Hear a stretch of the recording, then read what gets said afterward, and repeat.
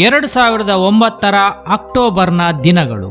ತಮಿಳುನಾಡಿನ ಸೇಲಂ ಜಿಲ್ಲೆಯ ಹೈವೇ. ರಾತ್ರಿ ಸುಮಾರು 10 ಗಂಟೆಯ ಸಮಯ.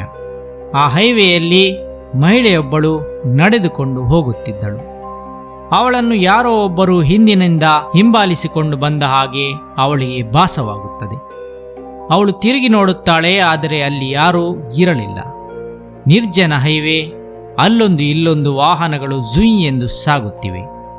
ಯಾರೂ ಇಲ್ಲವೆಂದುಕೊಂಡು ಮುಂದೆ ಸಾಗಿದ ಅವಳಿಗೆ ಮತ್ತೊಮ್ಮೆ ಯಾರೋ ಹಿಂಬಾಲಿಸುತ್ತಿರುವಂತೆ ಭಾಸವಾಗುತ್ತದೆ. ಈಗ ತಿರುಗಿ ನೋಡಿದರೆ ಅಲ್ಲೊಬ್ಬ ವಿಕಾರ ಆಕೃತಿಯ ಮನುಷ್ಯ ನಿಂತಿದ್ದ. ದೈತ್ಯ ದೇಹಿಯಾಗಿದ್ದ ಆ ಮನುಷ್ಯ ಆಕೆಯನ್ನು ಒಮ್ಮೆಲೆ ಅಟ್ಟಾಡಿಸಿಕೊಂಡು ಬರಲಾರಂಭಿಸಿದ. ಆಕೆಗೆ ದಿಕ್ಕೇ ತೋಚದೆ ಆಕೆ ಹೈವೇಯಲ್ಲಿ ಸಹಾಯಕ್ಕಾಗಿ ಬೊಬ್ಬಿಡತೊಡಗಿದಳು. ಆದರೆ ಅವಳ ಸ್ವರ ಹೊರಬರುವ ಮುಂಚೆಯೇ ಆ ರಾಕ್ಷಸ ಅವಳನ್ನು ದರದರನೆ ಎಳೆದುಕೊಂಡು ಪೊದೆಯೊಳಗೆ ಹೋಗಿದ್ದ. ಅವನು ಅವಳನ್ನು ರೇಪ್ ಮಾಡಿ ನಿರ್ದಾಕ್ಷಿಣ್ಯವಾಗಿ ಕೊಂದು ಹಾಕಲು ಬಂದಿದ್ದ. ಆದರೆ ಆ ಮಹಿಳೆ ಆತನೊಂದಿಗೆ ಕೊಸರಾಡಿ ಹೇಗೋ ತಪ್ಪಿಸಿಕೊಂಡು ಹೈವೇ ರಸ್ತೆಗೆ ಓಡಿ ಬಂದಿದ್ದಳು. ಅಷ್ಟರಲ್ಲಾಗಲೇ ಸಾಗಿ ಬರುತ್ತಿದ್ದ ಆಟೋವೊಂದಕ್ಕೆ ಹತ್ತಿ ಆಕೆ ಅಲ್ಲಿಂದ ತಪ್ಪಿಸಿಕೊಂಡು ಬಂದಿದ್ದಳು. ಆದರೆ ಆ ಮಹಿಳೆ ಹೊಕ್ಕಿದ್ದು ನೇರ ಪೊಲೀಸ್ ಸ್ಟೇಷನ್ಗೆ. ತನ್ನ ಮೇಲೆ ನಡೆದ ರೇಪ್ ಅಟೆಂಪ್ಟನ್ನು ಆಕೆ ಪೊಲೀಸರ ಮುಂದೆ ಹೇಳುತ್ತಾಳೆ. ಪೊಲೀಸರು ಆಕೆಯ ಹೇಳಿಕೆಯನ್ನು ದಾಖಲಿಸಿಕೊಳ್ಳುತ್ತಾರೆ. ಆಕೆಯಿಂದ ಆತನ ಚಹರೆಯನ್ನು ಕೇಳಿ ಬರೆದುಕೊಳ್ಳುತ್ತಾರೆ. ಮರುದಿನ ಪೊಲೀಸರಿಗೆ ಒಂದು ಹೊಸ ಸಂಗತಿ ಗೊತ್ತಾಗಿದ್ದೇನೆಂದರೆ ಈತ ಈಗಾಗಲೇ ಪೊಲೀಸರಿಗೆ ಬೇಕಾದ ವ್ಯಕ್ತಿಯಾಗಿದ್ದ ಎಂಬುದು. ಹೌದು ಸ್ನೇಹಿತರೆ, ಆ ವ್ಯಕ್ತಿ ಬೇರಾರೂ ಅಲ್ಲದೆ ಅದೇ ವರ್ಷ ಆಗಸ್ಟ್ 23ನೇ ತಾರೀಕು ತಮಿಳುನಾಡು ರಾಜ್ಯವೇ ಬೆಚ್ಚಿ ಬೀಳುವ ಒಂದು ಕ್ರೈಮ್ ಮಾಡಿ ಪರಾರಿಯಾಗಿದ್ದ ವ್ಯಕ್ತಿಯಾಗಿದ್ದ. ಆ ದಿನ ಉಪಮುಖ್ಯಮಂತ್ರಿ MK ಸ್ಟಾಲಿನ್ ಅವರ ಭೇಟಿಯ ವೇಳೆ ಕರ್ತವ್ಯಕ್ಕೆ ನಿಯುಕ್ತರಾಗಿದ್ದ M ಜಯಮಣಿ ಎಂಬ ಮಹಿಳಾ ಪೊಲೀಸನ್ನು ಆತ ಬರ್ಬರವಾಗಿ ಹತ್ಯೆಗೈದು ಪರಾರಿಯಾಗಿದ್ದ. ಹತ್ಯೆಗೈಯುವ ಮುಂಚೆ ಆ ಪೊಲೀಸನ್ನು ಆತ ಕಿಡ್ನ್ಯಾಪ್ ಮಾಡಿ ರೇಪ್ ಮಾಡಿ ಜರ್ಜರಿತಗೊಳಿಸಿದ್ದ. ಈ ಘಟನೆಗೆ ಇಡೀ ಪೊಲೀಸ್ ಇಲಾಖೆಯೇ ಬೆಚ್ಚಿ ಬಿದ್ದಿತ್ತು.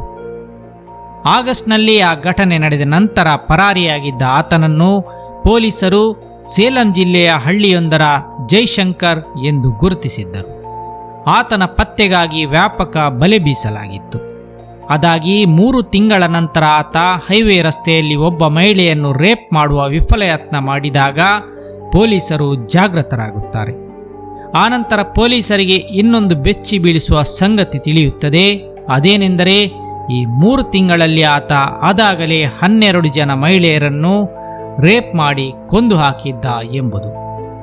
2009 ಅಕ್ಟೋಬರ್ 19ರಂದು ಬಲೆ ಬೀಸಿ ಜೈಶಂಕರ್ನನ್ನು ಕೊನೆಗೂ ಬಂಧಿಸಲಾಯಿತು. ಆಗ ಆತನ ಬಗ್ಗೆ ಇನ್ನೂ ಬೆಚ್ಚಿ ಬೀಳಿಸುವ ಸಂಗತಿ ತೆರೆದುಕೊಳ್ಳುತ್ತದೆ.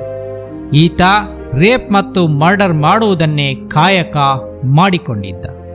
2008ರಲ್ಲಿ ಆತನ ಮೇಲೆ ಮೊತ್ತ ಮೊದಲ ರೇಪ್ ಆ್ಯಂಡ್ ಮರ್ಡರ್ ಕೇಸು ದಾಖಲಾಗಿತ್ತು. 2008ರಿಂದ 2009 ಅಕ್ಟೋಬರ್ನಲ್ಲಿ ಆತ ಅರೆಸ್ಟ್ ಆಗುವವರೆಗೆ ಆತನ ಮೇಲೆ 13 ರೇಪ್ ಆ್ಯಂಡ್ ಮರ್ಡರ್ ಕೇಸ್ಗಳು ಮತ್ತು 7 ರೇಪ್ ಕೇಸ್ಗಳು ದಾಖಲಾಗಿದ್ದವು. ಆ ನಂತರವಷ್ಟೇ ಈತನೊಬ್ಬ ಮಹಾನ್ ಸೈಕೋ ಕಿಲ್ಲರ್ ಎಂಬುದು ತಿಳಿಯುತ್ತದೆ. 1.5 ವರ್ಷದಿಂದ ಒಬ್ಬ ಸೈಕೋ ಕಿಲ್ಲರ್ ಸೈಲೆಂಟ್ ಆಗಿ ಅಟ್ಟಹಾಸ ಮೆರೆಯುತ್ತಿದ್ದುದು ತಮಿಳುನಾಡಿನ ಜನರಿಗೆ ಗೊತ್ತೇ ಇರಲಿಲ್ಲ. ಈ ಸೈಕೋ ಶಂಕರ್ನ ಮೂಲ ಏನೆಂದು ನೋಡಹೋದಾಗ ಈತ ಸೇಲಂ ಜಿಲ್ಲೆಯ ಹಳ್ಳಿಯೊಂದರಲ್ಲಿ ತನ್ನ ಹೆಂಡತಿ ಮಕ್ಕಳೊಂದಿಗೆ ವಾಸವಾಗಿದ್ದ ಎಂಬುದು ತಿಳಿಯುತ್ತದೆ. ಆತನಿಗೆ 3 ಜನ ಹೆಣ್ಣು ಮಕ್ಕಳೇ ಇದ್ದರು. ಕೃಷಿ ಮಾಡುತ್ತಿದ್ದ ಆತ ಅದನ್ನು ಬಿಟ್ಟು ಲಾರಿ ಡ್ರೈವರ್ ಆಗಿ ಕೆಲಸ ಶುರು ಮಾಡಿದ್ದ. ಆ ನಂತರವೇ ಆತನೊಳಗಿದ್ದ ಒಬ್ಬ ರಾಕ್ಷಸ ಹೊರಬಂದಿದ್ದ. ಆತ ಅದಾಗಲೇ ತನ್ನ 3 ಚಿಕ್ಕ ಹೆಣ್ಣು ಮಕ್ಕಳನ್ನು ಹೆಂಡತಿಯನ್ನು ಬಿಟ್ಟು ಬಂದಿದ್ದ. ಡ್ರೈವರ್ನ ಕಾಯಕದಂತೆ ಊರೂರು ತಿರುಗಲು ಶುರು ಮಾಡಿದ್ದ. ಆತ ಹೋದಲ್ಲೆಲ್ಲ ಸೈಕೋನ ರೀತಿಯಲ್ಲಿ ರೇಪ್ ಆ್ಯಂಡ್ ಮರ್ಡರ್ ಮಾಡಿ ಬಿಸಾಕಿ ಬರುತ್ತಿದ್ದ. ಅರೆಸ್ಟ್ ಆದ ನಂತರ ಈತನ ವಿಚಾರಣೆಗಳು ಕೋರ್ಟ್ನಲ್ಲಿ ನಡೆಯಲಾರಂಭಿಸುತ್ತವೆ. ಈ ಮಧ್ಯೆ 2011ರಲ್ಲಿ ಮಾರ್ಚ್ 13ರ ದಿನ ಆತನನ್ನು ಕೋರ್ಟ್ ವಿಚಾರಣೆಗೆಂದು ಕರೆದುಕೊಂಡು ಹೋಗಿ ವಾಪಸ್ಸು ಕರೆದುಕೊಂಡು ಬರುತ್ತಿರುವಾಗ ರಾತ್ರಿ 9:30 ದಾಟಿತ್ತು. ಧರ್ಮಪುರಿ ಬಸ್ ನಿಲ್ದಾಣದತ್ತ ಬರುತ್ತಿರುವಾಗ ಸೈಕೋ ಶಂಕರ್ ಪೊಲೀಸರಿಗೆ ಚಳ್ಳೆಹಣ್ಣು ತಿನ್ನಿಸಿ ಅಲ್ಲಿಂದ ಪರಾರಿಯಾಗುತ್ತಾನೆ.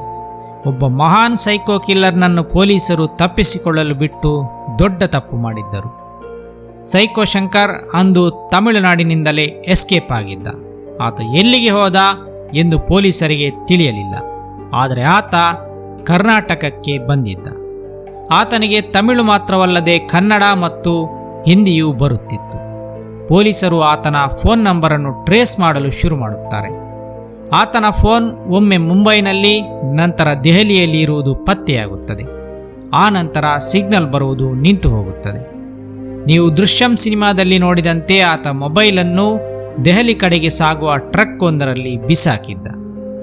ಆತ ಕರ್ನಾಟಕದ ಬಳ್ಳಾರಿಯಲ್ಲಿ ಬಂದು ಸೇರಿಕೊಂಡಿದ್ದ. 1 ತಿಂಗಳ ಅಂತರದಲ್ಲಿಯೇ ಆತ ಮತ್ತೆ 10 ಮಹಿಳೆಯರ ರೇಪ್ ಮತ್ತು ಮರ್ಡರ್ ಮಾಡಿ ಮುಗಿಸಿದ್ದ. 2011ರ ಮೇ 4ರಂದು ಒಂದು ಘಟನೆ ನಡೆಯುತ್ತದೆ. ಬಳ್ಳಾರಿಯ ಇಳಗಿ ಗ್ರಾಮದಲ್ಲಿ ಆತ ಒಂದು ಬೈಕನ್ನು ಕದಿಯುತ್ತಾನೆ. ಕದ್ದು ಹೋಗುತ್ತಿರುವಾಗ ಹೊಲದಲ್ಲಿ ದುಡಿಯುತ್ತಿದ್ದ ಮಹಿಳೆಯೊಬ್ಬಳನ್ನು ನೋಡುತ್ತಾನೆ.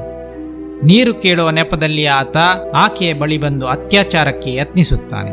ಆದರೆ ಆತನಿಂದ ತಪ್ಪಿಸಿಕೊಳ್ಳುವಲ್ಲಿ ಆ ಮಹಿಳೆ ಯಶಸ್ವಿಯಾಗುತ್ತಾಳೆ. ಅವಳು ಗಂಡನ ಜೊತೆಗೆ ಹೋಗಿ ಪಕ್ಕದ ಪೊಲೀಸ್ ಸ್ಟೇಷನ್ನಲ್ಲಿ ಕಂಪ್ಲೇಂಟ್ ಮಾಡುತ್ತಾಳೆ. ಆಗ ಪೊಲೀಸರು ಮತ್ತೆ ಎಚ್ಚೆತ್ತುಕೊಳ್ಳುತ್ತಾರೆ. ಸೈಕೋ ಶಂಕರ್ ಬಳ್ಳಾರಿಗೆ ಬಂದಿದ್ದು ಖಾತ್ರಿಯಾಗಿ ಆತನಿಗಾಗಿ ಕರ್ನಾಟಕ ಪೊಲೀಸರು ಬಲೆ ಬೀಸುತ್ತಾರೆ. ಕೂಡಲೇ ಆತನನ್ನು ಹಿಡಿದು ಬಿಡುತ್ತಾರೆ. ಆತನನ್ನು ಬೆಂಗಳೂರು ಜೈಲಿಗೆ ಕಳುಹಿಸಲಾಗುತ್ತದೆ.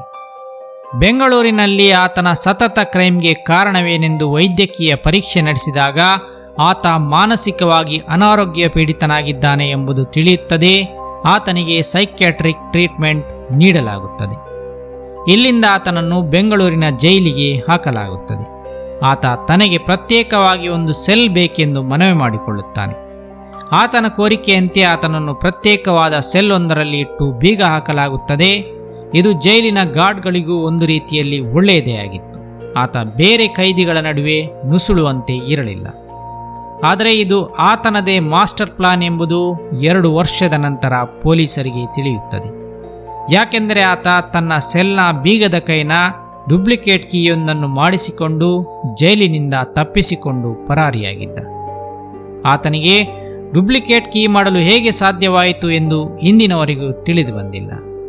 ಅಂದು ಪರಾರಿಯಾಗಬೇಕಾದರೆ ಆತನಿಗೆ 3 ಗೋಡೆಗಳನ್ನು ದಾಟಿ ಹೋಗಬೇಕಿತ್ತು. ಅದರಲ್ಲಿ ಒಂದು ಗೋಡೆ 15 ಅಡಿ, ಇನ್ನೊಂದು ಗೋಡೆ 20 ಅಡಿ, ಮತ್ತೊಂದು ಗೋಡೆ 30 ಅಡಿ ಎತ್ತರವಿತ್ತು. ಈ 3 ಆತ ದಾಟಿ ಹೋಗಿದ್ದ. ಕೊನೆಯ ಗೋಡೆಯಲ್ಲಿ ಎಲೆಕ್ಟ್ರಿಕ್ ತಂತಿ ಬೇಲಿಯೊಂದನ್ನು ಕೂಡ ಹಾಕಲಾಗಿತ್ತು. ಆದರೆ ಆತ ಅದನ್ನು ಹಾರಿ ಹೋಗಿದ್ದ. ಹೇಗೆಂದರೆ ಆತ ಪವರ್ ಕಟ್ನ ಸಮಯಕ್ಕಾಗಿ ಕಾದು ಆ ಸಮಯದಲ್ಲಿ ಎಸ್ಕೇಪ್ ಆಗಿದ್ದ. ಆತ ಗೋಡೆ ಹೇಗೆ ಹಾರಿದ್ದ ಎಂದು ನೀವು ಕೇಳಿದರೆ, ಆತ ದೊಡ್ಡದಾದ ಬಿದಿರಿನ ಕೋಲೊಂದನ್ನು ಜೈಲಿನೊಳಗೆ ಮೊದಲೇ ಗೊತ್ತು ಮಾಡಿಟ್ಟುಕೊಂಡಿದ್ದ. ಅದರಿಂದಲೇ ಆತ ಕೋಲೂರಿ ಗೋಡೆಗಳನ್ನು ಹಾರಿ ಹೋಗಿದ್ದ. ಹೀಗೆ ಹೋಗುವಾಗ ಆತ ಬಿದ್ದು ಕಾಲಿಗೆ ಪೆಟ್ಟು ಮಾಡಿಕೊಂಡಿದ್ದ. ಆ ಫ್ರ್ಯಾಕ್ಚರ್ ಆದ ಕಾಲಿನಿಂದಲೇ ಆತ ಎಸ್ಕೇಪ್ ಆಗಿ ಹೋಗಿದ್ದ. ಆತ ತಪ್ಪಿಸಿಕೊಂಡಿದ್ದು ತಿಳಿದ ಮೇಲೆ ಪೊಲೀಸರಿಗೆ ಗೋಡೆಗಳ ಮೇಲೆ ರಕ್ತದ ಕಲೆಗಳು ಕಂಡು ಬಂದಿದ್ದವು. ಇದರಿಂದ ಆತನ ಕಾಲಿಗೆ ಪೆಟ್ಟಾಗಿತ್ತು ಎಂದು ಊಹಿಸಲಾಯಿತು. ಕೂಡಲೇ ಪೊಲೀಸರು ಹತ್ತಿರದ ಆಸ್ಪತ್ರೆಗಳಿಗೆ ಎಚ್ಚರಿಕೆ ನೋಟಿಸನ್ನು ಕಳುಹಿಸುತ್ತಾರೆ. ಕಾಲು ಫ್ರ್ಯಾಕ್ಚರ್ ಆದ ಯಾವುದೇ ವ್ಯಕ್ತಿಗೆ ಟ್ರೀಟ್ಮೆಂಟ್ ಕೊಡುವಾಗ ಪೊಲೀಸರಿಗೆ ತಿಳಿಸಬೇಕೆಂದು ಹೇಳಲಾಯಿತು. ಗೋಡೆಗಳ ಮೇಲೆ ಅಂಟಿಸಿದ್ದ ಗಾಜಿನ ಚೂರುಗಳಿಂದ ಬಚಾವಾಗಲು ಸೈಕೋ ಶಂಕರ್ ಮೊದಲೇ ಒಂದು ಜಾಕೆಟನ್ನು ಧರಿಸಿಕೊಂಡೇ ಇರುತ್ತಿದ್ದ. ಇದನ್ನೆಲ್ಲ ನೋಡಿದರೆ ಈ ಸೈಕೋ ಕಿಲ್ಲರ್ ಒಬ್ಬ ಮಾಸ್ಟರ್ ಮೈಂಡ್ ಎಂಬುದು ತಿಳಿದು ಬರುತ್ತದೆ. ತನ್ನ ಎಸ್ಕೇಪ್ ಪ್ಲಾನ್ ಅನ್ನು ಆತ ಮೊದಲಿನಿಂದಲೇ ಮಾಡಿಟ್ಟುಕೊಂಡಿದ್ದ. ಸೈಕೋ ಶಂಕರ್ ಈ ರೀತಿಯಾಗಿ 2ನೇ ಬಾರಿ ಪೊಲೀಸ್ ಕಸ್ಟಡಿಯಿಂದ ಎಸ್ಕೇಪ್ ಆಗಿದ್ದ. ಸೆಪ್ಟೆಂಬರ್ 1, 2013ರಂದು ಎಸ್ಕೇಪ್ ಆದ ಈ ಸೈಕೋ ಶಂಕರ್ನನ್ನು 5 ದಿನದಲ್ಲಿ ಮತ್ತೊಮ್ಮೆ ಬಂಧಿಸಲಾಯಿತು. ಪೊಲೀಸ್ ಇನ್ಫಾರ್ಮರ್ ಒಬ್ಬರು ಸೈಕೋ ಶಂಕರ್ನನ್ನು ಗುರುತು ಹಿಡಿದಿದ್ದರು. ಅವರು ಉಪಾಯವಾಗಿ ಆತನಿಗೆ ತಪ್ಪಿಸಿಕೊಳ್ಳಲು ಬೈಕ್ ಕೊಡುತ್ತೇನೆಂದು ಹೇಳಿ ತಮ್ಮ ಬೈಕನ್ನು ಕೊಟ್ಟಿದ್ದರು.